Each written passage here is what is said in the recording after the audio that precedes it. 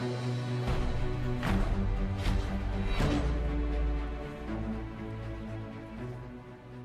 was looking for you, and I was like, well, how come you're not sitting next to Eric over there?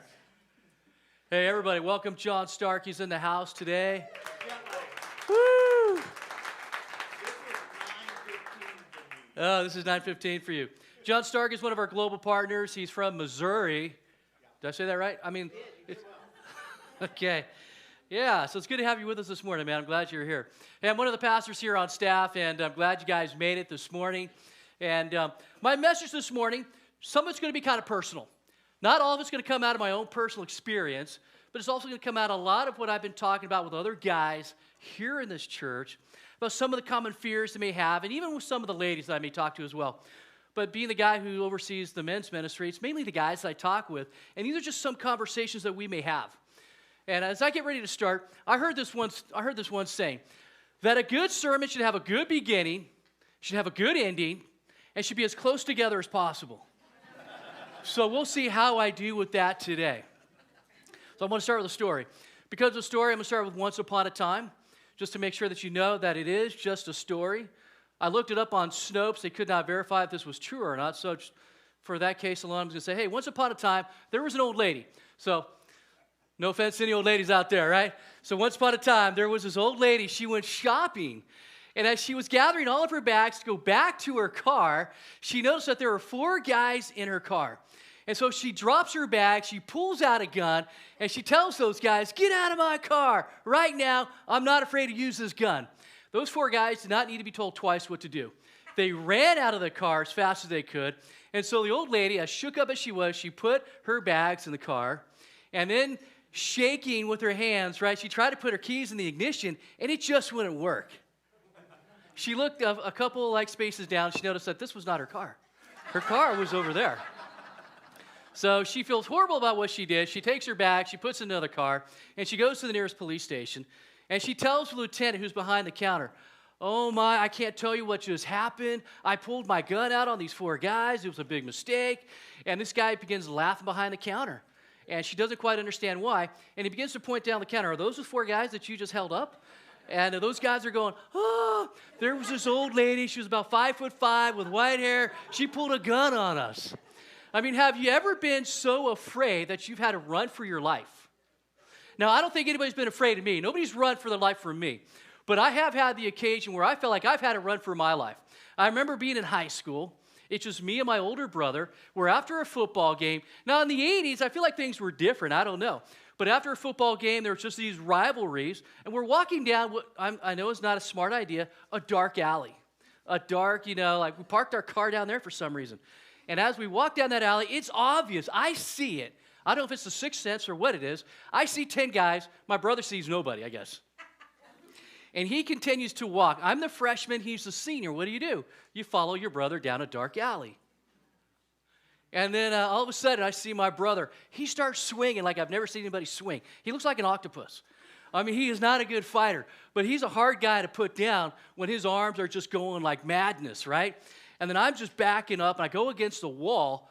I mean, I don't know. I should help my brother, but I'm a freshman. And I was probably 115 pounds.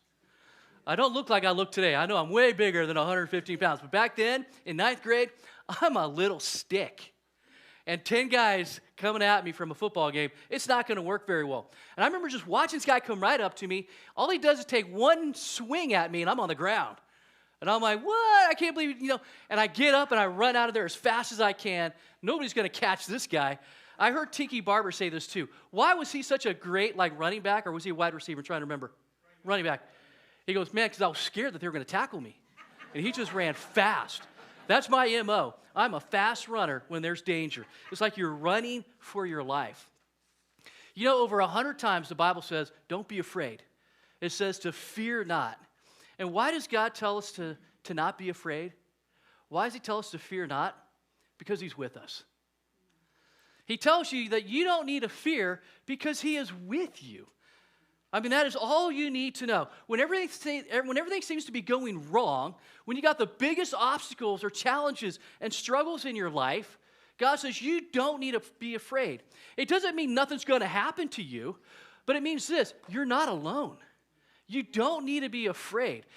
Don't you realize that most of the times when the most fear comes upon you is when you are in the dark, may not just be the dark, but a dark place, alone, all by yourself? Have you ever been so lost, like you went on a hike, and this has happened, you go on a hike and you're like, I'm lost. You go driving around and you're like, I'm lost, I'm never getting out of here. Can you imagine going like snowboarding, and you're in the back country, right? And you're like, where did I just go? I'm lost. I hope I don't die out here in the snow, right? And I've been hiking. I've been in these situations where I am lost. I mean, just 2 days ago, there were 2 girls swimming out of Monterey. I don't know if you heard about this. They got sucked out. They're a mile out to sea swimming by themselves. I don't know how they survived, but a boat comes and picks them up. How afraid do you think those 2 people were? The minute that they saw a boat come to them and these guys were there, all of a sudden, I bet you, their fear began to go away. There's something that happens when you begin to realize that you are not alone. And when you know that you're not alone, it's like, dude, I don't need to be afraid. And in our life, we know that we've got God. God says, I'm never going to leave you, and I'm never going to forsake you. You are not alone. So here's my question this morning. What battle, what fears do you have in your life that you need to give to God and let Him fight for you? Most of these battles and most of these fears are going to be right up here at the top of our head, in our brain, right? They're more internalized. That's where most of our fears are happening. And you know what? I don't like failure. I don't know if anybody wants to raise their hand saying, I love failure. I know failure's a great teacher, but I don't like to fail. I'm going to learn from failure, but you know what? I do not like to fail. And let alone, I don't like to lose either. Ask anybody that I played a board game with. I know my family's here. My kids are here, right? And they know the way I play. You start cheating, I get mad. You know, I just want to I want to walk away. I don't know why. Because you know what? When I play cards, I don't really play for fun. I play to win. When I play a board game, I don't play for fun. I mean, I want to have fun. Don't get me wrong. I'm not just this one dude who just wants to win. But I want to win. I mean, that's the point of playing. That's just the way I am. If you have played Risk with me, dude, I want to dominate. I want to destroy you. I want to wipe you out. There's no fun in Risk when you're getting wiped out. There's just, when you see that big swarm coming, if you played Risk, and this guy's just going, and he never stops, that is the most aggravating, most annoying part of the game. Unless that's you. And you're doing that to everybody else. Then it's amazing. Now, I'm just going to add this in for those that do play with me, that when I play Risk, I'm a bad loser. Right, Noel? I'm like, you know what? You think you're going to take me down? I'm going to take you down first. I'm going to throw the game. I'm going to weaken you. I'm going to weaken you. That nobody's going to win now. You know, and that's just the way I play. You know, it's not good. But you know what I really hate? I hate when I'm playing a game, and then all of a sudden an alliance is formed, and it's everyone against you. Have you ever been there? So there's more people in this room that'll like me than I thought. That you're playing so hard, and you're getting on everybody's nerves, that now it's like, hey, it's mom, it's daughter, it's son against dad. And I'm like, that's not cool. Why do you guys all want to be on, against me? I'm the winner here. You want to be with me. And I don't get it. But have you ever noticed, though, that fear creeps in when you have the biggest decisions in your life to make? When you have the biggest challenges in your life to face? That when those areas and those times come, it's like that's when fear just begins to creep in. If you can remember, when you had kids, maybe when they're older, and you're thinking about moving, you're thinking about changing school districts, what's the one thing that comes to your mind? I don't want to wreck it for my kids. I don't want to ruin their school life. I don't want to do this. I don't want to do that. And all of a sudden, fears begin to come into you, right? When you have these huge decisions to make. Maybe you have a business. You're thinking, do I need to change direction? Do I need to hire somebody? Do I need to expand? All of a sudden, all these fears begin to hit in you. The finances and the thoughts. It's like all of a sudden you become trigger shy, right? And begin second guessing everything that you thought. But I've come to realize that, the biggest fears and the biggest battles in life will come from one of these two areas. It's going to come from yourself, how you're thinking and how you're feeling, or it's going to come from the relationships that are closest to you.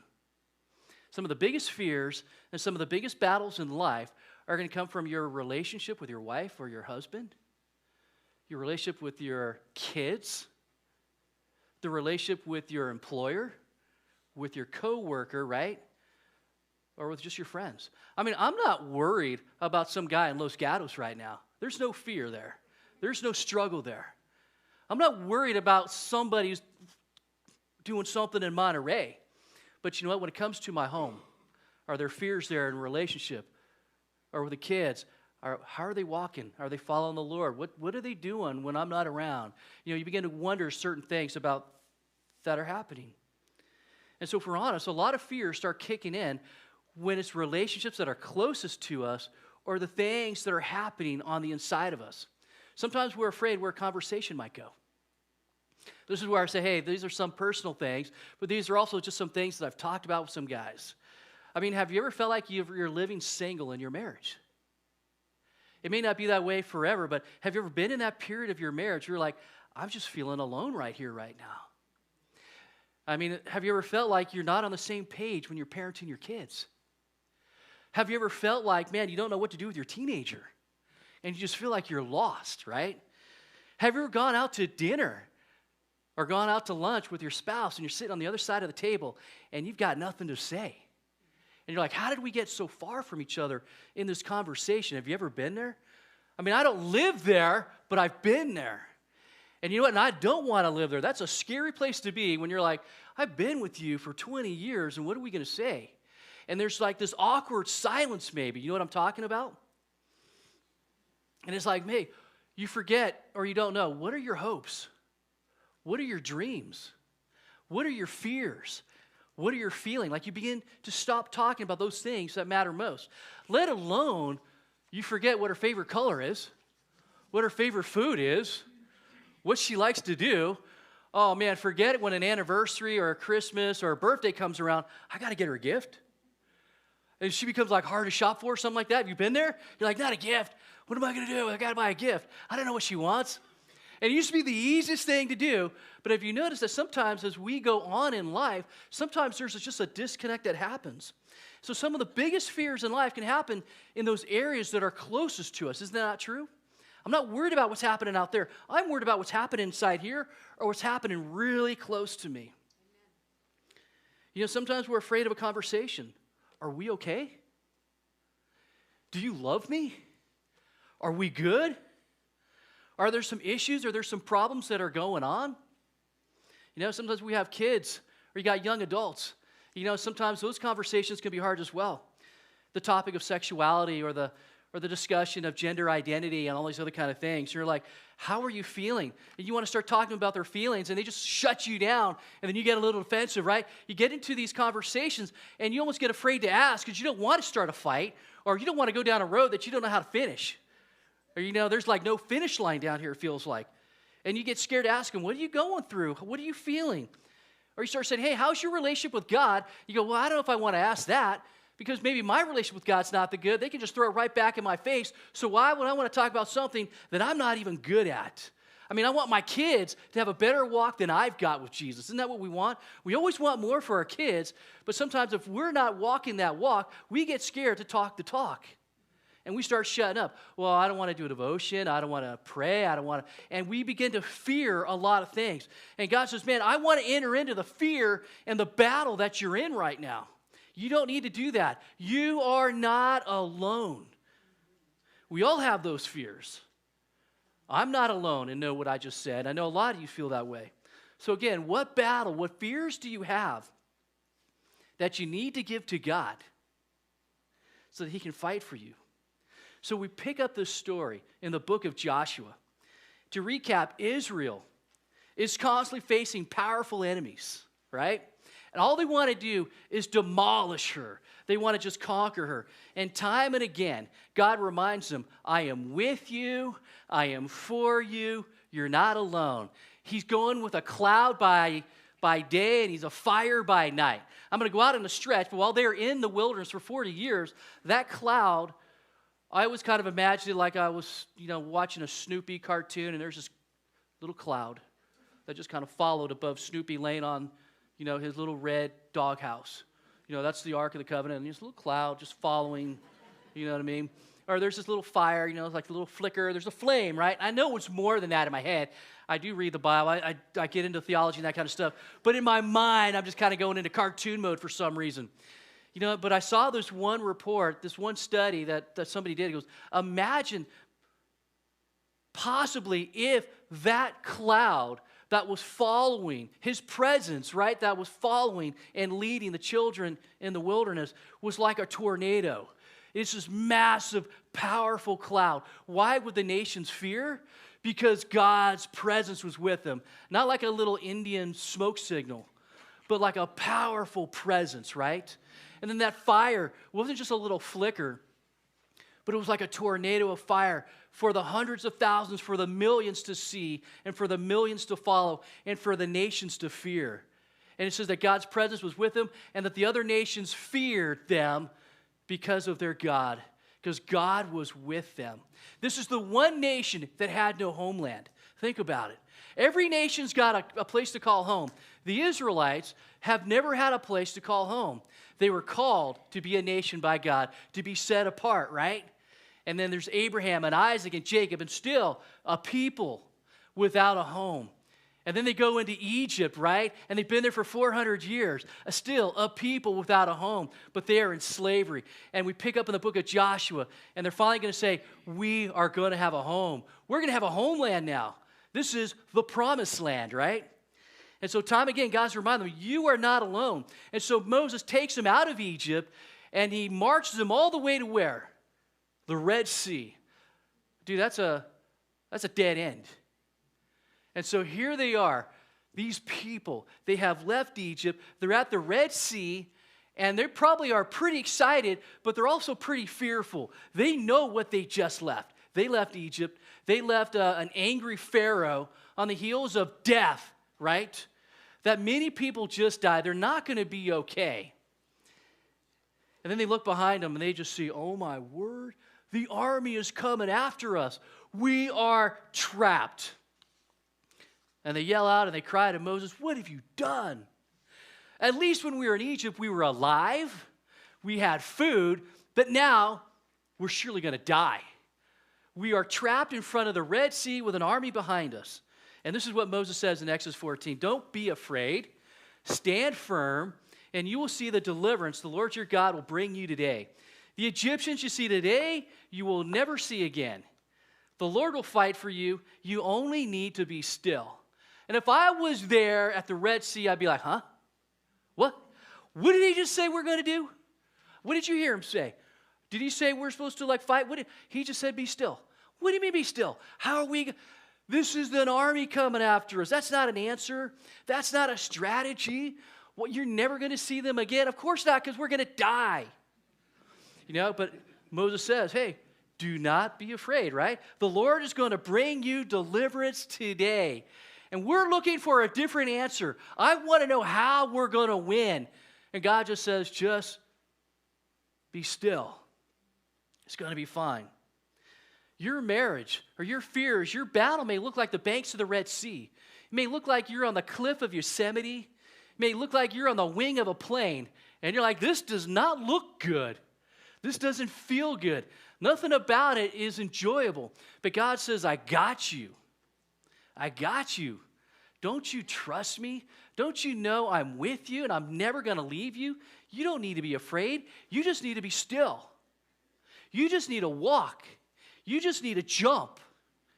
Where's your faith? Your faith is in being still with God. Your faith is jumping with God. Your faith is just in the walk with God. But here it says, don't be afraid. The Lord's going to fight for you. In fact, you don't need to fight at all. You just need to be still. I don't know about you. I love that and I hate that. You don't need to do anything. But I have to do something. That's just in my nature. I have to do something to win. I can't just stand here. That doesn't make sense. What kind of a fight is that? That's one where you get socked in the eye and you get a black eye. Been there, done that, right? That doesn't make sense. But God says, you just be still and you trust me. And God intervened. And he split the sea. Over and over again, Israel's going to face enemies that are larger than her, that are stronger than her. And time again, God's going to say every single time, I got you. You don't need to be afraid. I'm going to fight for you. Israel now has a new leader, and it's Joshua. And Joshua's this warrior guy. And he's been with Moses for 40 years in the wilderness. He was one of those 12 spies that did the scout, and he came back with a good report. But for 40 years, he never left Moses' side. For 40 years, there he is. He sees how Moses taught. He saw how he prayed. He saw how he led.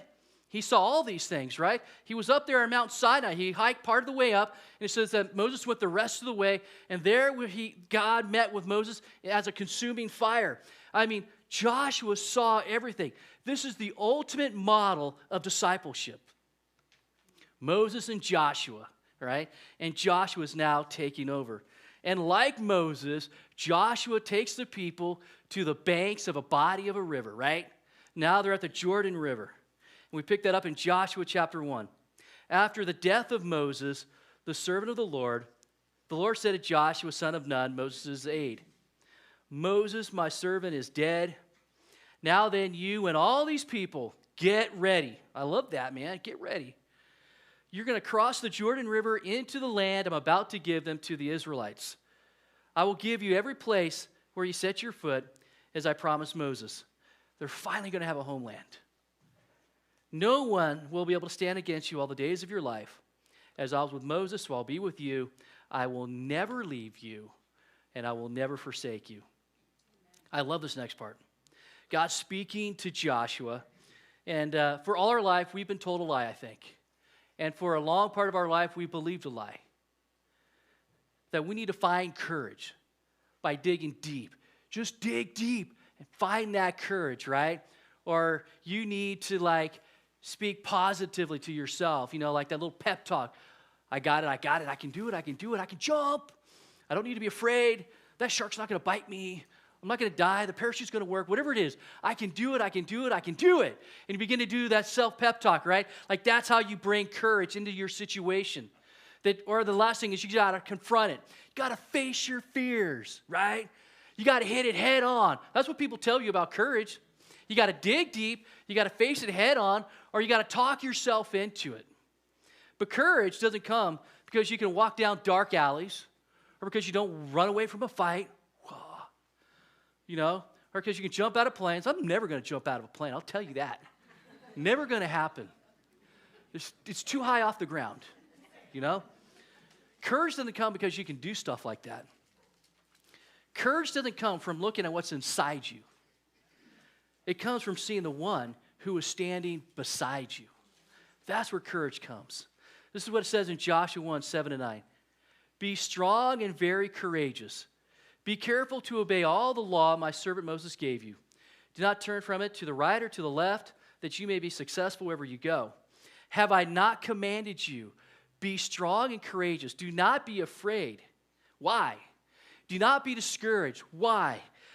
For the Lord your God will be with you wherever you go. Man, I can do anything with God by my side. That's where it says I can do all things. Doesn't mean I'm going to win all things, but I can do all things knowing that God is right here with me. Man, he is my Mufasa behind Simba.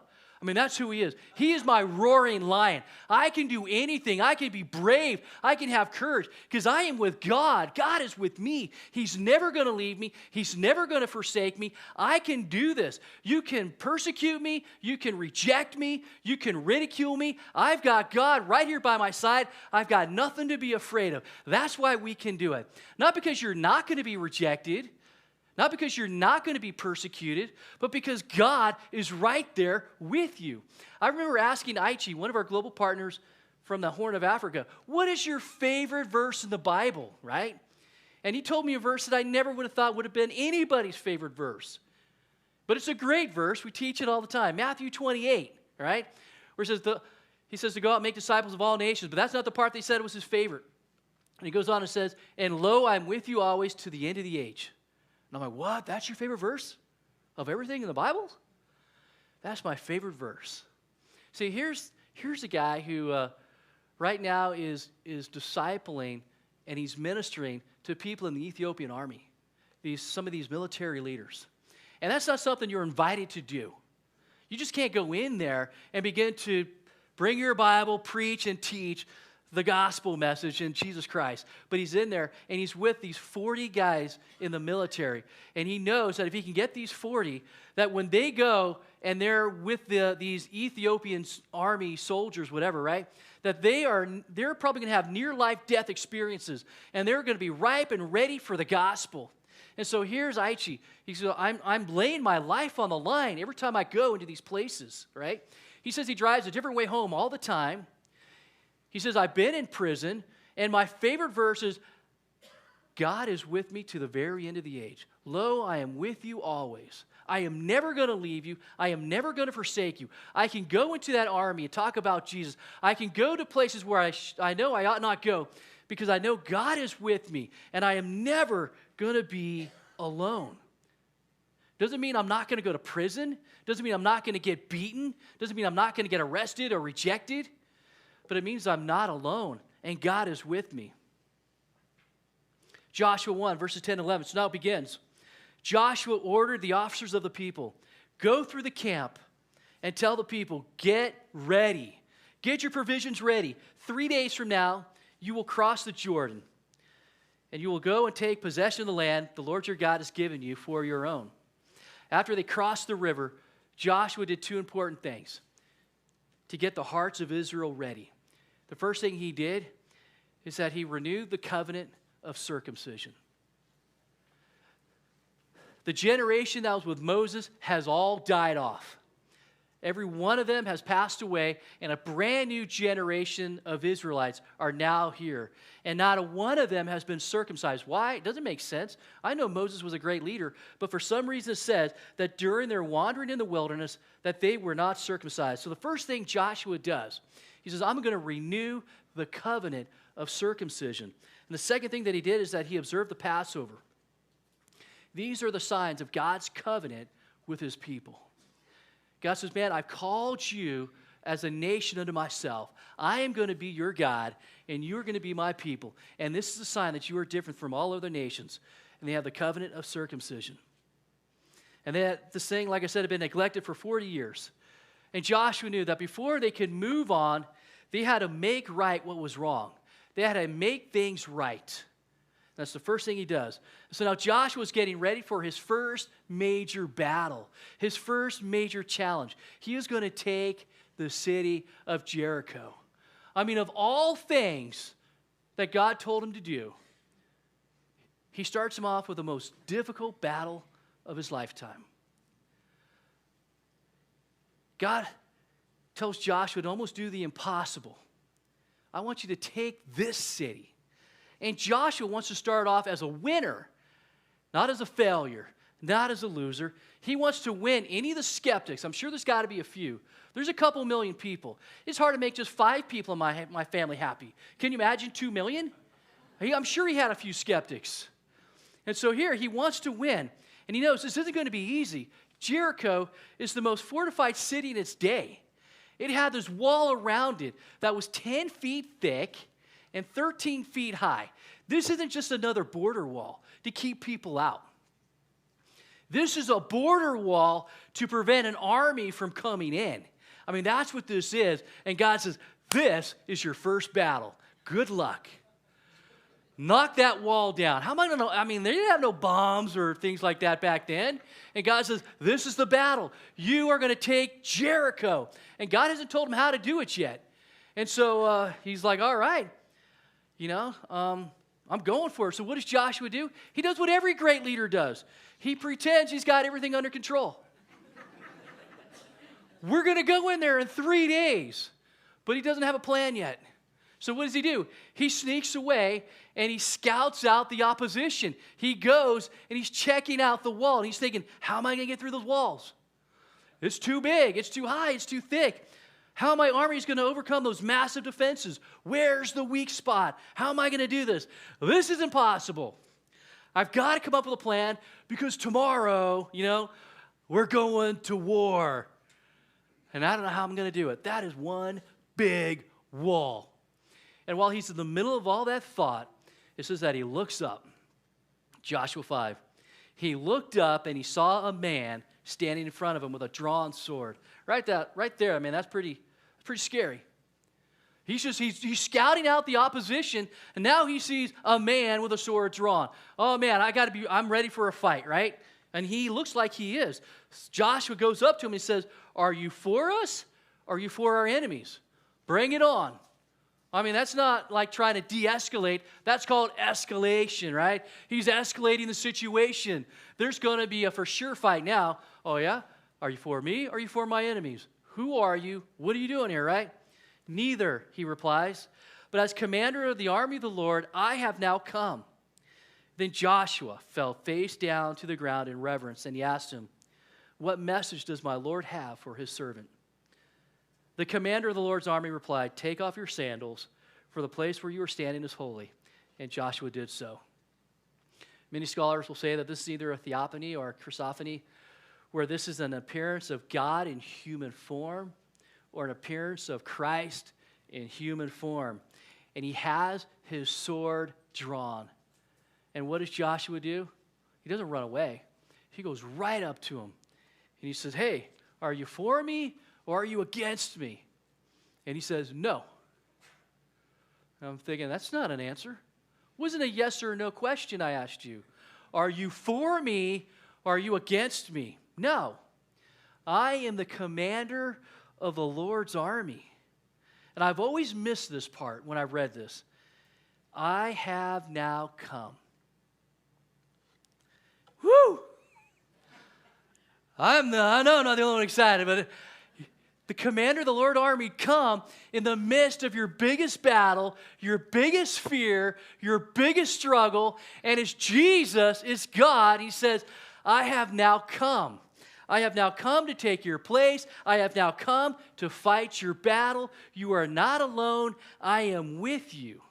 Amen. I asked you a question earlier. What battle do you feel like you need to give the Lord this morning so that he can fight for you? What is that battle? That battle for your mind, those things that you're thinking, that battle for your spouse, for your kids, for your health. You fill in the blank. What is that battle that you need God to come and fight for you right now? Church, he says, I have now come. I am here. Isn't that what you've always been waiting for? When God says, I am here. He has promised he's never going to leave you. He's never going to forsake you. I'm jumping ahead right here when I say this. But how did the walls of Jericho fall? In Hebrews chapter 11, it says that the walls fell by faith. Faith in what? Faith in the commander of the Lord's army. Faith in God. The walls fell down by faith in God because God was there. You see, spiritual victories aren't won by human means. I mean, listen to the battle strategy. The battle strategy is not what Joshua would have come up with to go back to his people. I mean, it sounds nuts. I mean, it's almost embarrassing to say, this is my plan. We're going to send in the girls' volleyball team to play the biggest football game of the year. Trust me, we're going to win. I mean, that's what it sounds like. Joshua 6, now the gates of Jericho were securely barred up because of the Israelites. No one went out and no one came in. Then the Lord said to Joshua, see, I have delivered Jericho into your hands, along with its king and its fighting men. March around the city once with all the armed men, and do this for 6 days. Have 7 priests carry the trumpets of ram's horns in front of the ark. And on the 7th day, march around the city 7 times with the priests blowing the trumpets. And when you hear them sound a long blast on the trumpets, have the whole army give a loud shout. Then the wall of the city will collapse, and the army will go up, everyone straight in. Joshua and his armies are amped for a fight. And their strategy is silence for 6 days. But on the 7th day, just keep walking. Keep walking. 3, 6, 7 times. That don't make sense. That's what are we going to cause an earthquake? I mean, it doesn't make sense. They're amped for a fight, and God says, I'm going to be the one doing the fighting. And they did as they were instructed. They listened to Joshua, and they walked. It says in Joshua 6:20, and when the trumpet sounded, the army shouted, And at the sound of the trumpet, when the men gave a loud shout, the wall collapsed and everyone charged straight in and they took the city. You see, God says, I got this. I'm with you, and I've always had you. Not just today, I've always been there, and I'll always be there. I've got you. That's what we need to remember.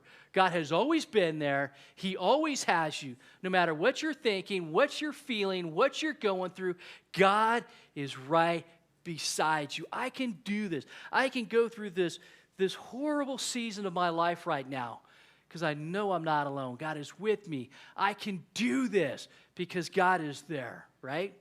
Doesn't mean that you don't go out feeling bad or hurt, right? Or that you lose sometimes. But God says, I'm there. You're not alone. You can do this. I'm with you.